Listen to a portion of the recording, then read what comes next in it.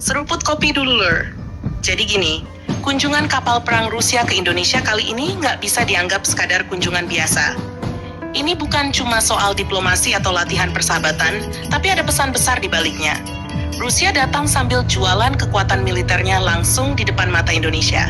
Bayangin, Lur, mereka nggak kirim kapal kosong. Yang datang itu kapal tempur aktif, lengkap dengan sistem senjata yang real, bukan pajangan.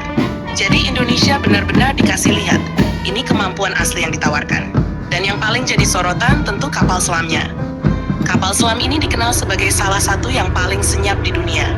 Dalam operasi militer, kesenyapan itu segalanya. Karena kalau musuh nggak bisa deteksi, berarti kapal ini bisa bebas bergerak, mengintai, bahkan menyerang tanpa diketahui.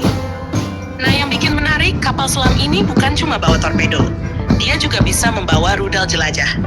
Dan ini yang sering luput dibahas. Rudal jelajah dari kapal selam ini bisa menyerang target jauh, bahkan dari posisi tersembunyi. Jadi kapal selam bukan cuma pemburu kapal lain, tapi juga bisa jadi alat serangan strategis ke daratan atau target penting. Ini yang bikin efeknya besar banget.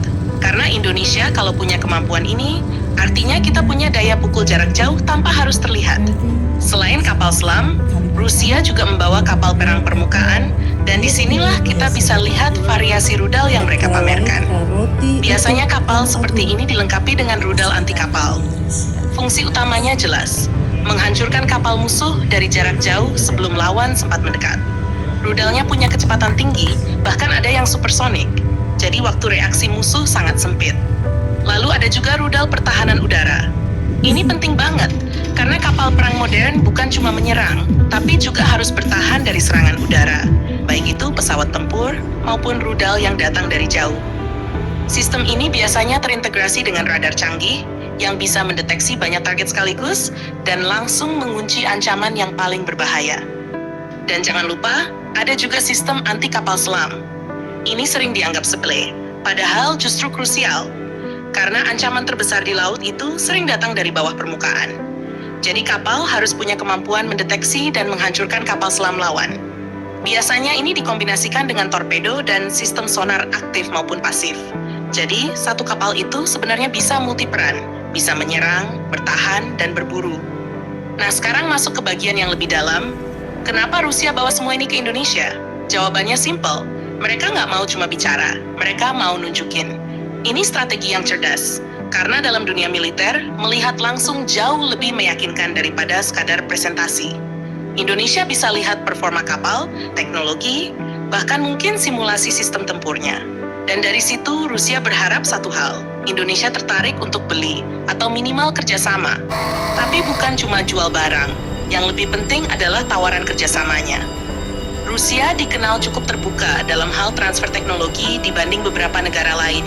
Ini jadi daya tarik besar, karena Indonesia memang sedang mendorong kemandirian industri pertahanan. Kalau kerjasama ini terjadi, dampaknya bisa panjang. Bukan cuma tambah kapal, tapi juga meningkatkan kemampuan SDM, teknisi, bahkan industri galangan kapal dalam negeri. Tapi ya Lur, di balik semua itu, ada hitung-hitungan yang harus dipikirkan matang. Karena setiap pembelian alutsista itu bukan cuma soal spesifikasi, tapi juga soal politik. Indonesia selama ini dikenal sebagai negara yang menjaga keseimbangan, gak condong ke satu blok. Jadi kalau tiba-tiba terlalu dekat dengan Rusia, pasti ada reaksi dari pihak lain. Belum lagi soal kompatibilitas. TNI sekarang pakai banyak sistem dari berbagai negara. Kalau masuk sistem Rusia, harus dipastikan semuanya bisa jalan bareng tanpa masalah. Karena percuma punya senjata canggih kalau nggak bisa terintegrasi. Nah, disinilah keputusan besar itu ada. Apakah Indonesia melihat ini sebagai peluang untuk loncat teknologi, atau justru sebagai risiko yang harus dihindari? Yang jelas, kunjungan ini bukan kebetulan. Ini langkah yang sudah dihitung. Rusia datang, bawa kapal, bawa rudal, dan bawa tawaran.